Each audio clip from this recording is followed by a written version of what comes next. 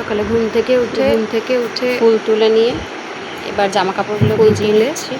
এখন জামা কাপড় ভিজিয়ে নিচ্ছি। এগুলো দিয়েছি, ঘর আঁচতে হবে। একে একে জামা কাপড়গুলো ভিজিয়ে নিলাম। এবার স্নান সেরে আসলাম ঠাকুর ঘরে।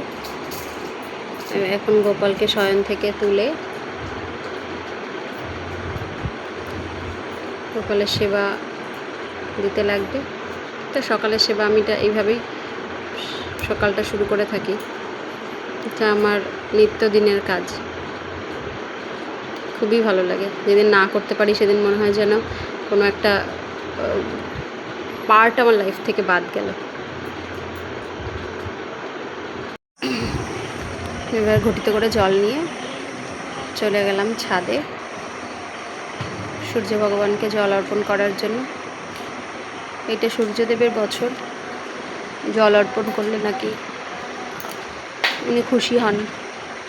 জানি না খুশি করতে পেরেছি কি না, না হলে এরকম দিন দেখতে হলো কেন।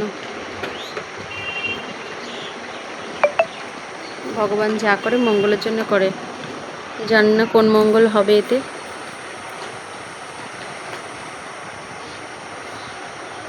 জল অর্পণ করে নিলাম।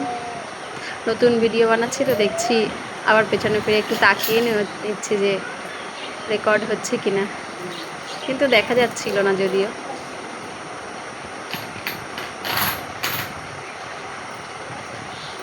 গাছে জুঁই ফুল ফোটে, সেগুলো তুলে নিলাম। 2-3টে করে রোজ ফোটে। জামা কাপড়গুলো মেলা হয়ে গেছে। নিচে এসে পুজো সেরে নিলাম, তারপর ভিডিও করলাম। পুজো করার পরে বৃন্দাজিকে জল অর্পণ করতে যাই। এটা আমার নিত্যদিনের কাজ। বৃন্দাজির সেবা করলে ভগবান তুষ্ট হন।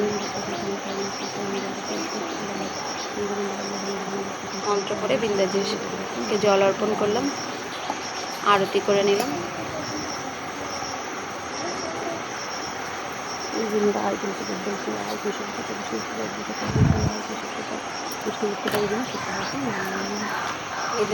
গাছে একটা পেঁপে হয়েছিল পাকা, নিয়ে আসলাম, নাহলে পাখিতে খেয়ে নেবে।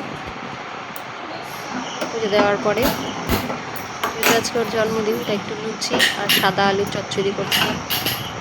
এটাও পছন্দ করে। জানি সারাদিনটা ওর মন মেজাজ হয়তো আমি ঠিক করতে পারবো না, তবে সকালবেলাটা শুরুটা যদি একটু ভালোভাবে করা যায়, তত হই হুল্লোড় করে আমরা কাটাই এই দিনটা। কোনো বিষাদে পরিণত হলো। কালো জিরে ফোড়ন দিয়ে সাদা আলু চচ্চড়ি, হলুদ ছাড়া।